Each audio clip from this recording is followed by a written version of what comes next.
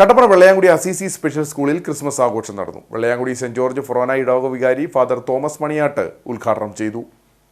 ആഘോഷത്തിന്റെ ഭാഗമായി കുട്ടികൾ ഈശോയുടെ തിരുപ്പിറവി ദൃശ്യാവിഷ്കാരത്തിലൂടെ അവതരിപ്പിച്ചു.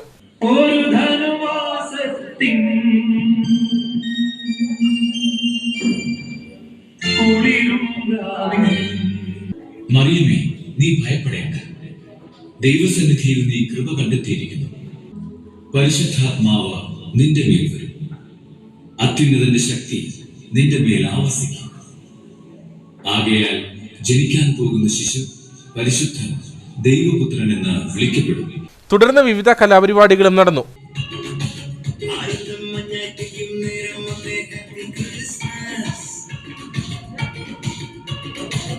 സ്കൂൾ മാനേജർ സിസ്റ്റർ റോസിൻ അധ്യക്ഷയായിരുന്നു. Principal sister Anseena, PTA president Simon Thomas, father Jerin Ayilumalil, Adi Chacko, Gauri Shaji തുടങ്ങിയവർ സംസാരിച്ചു.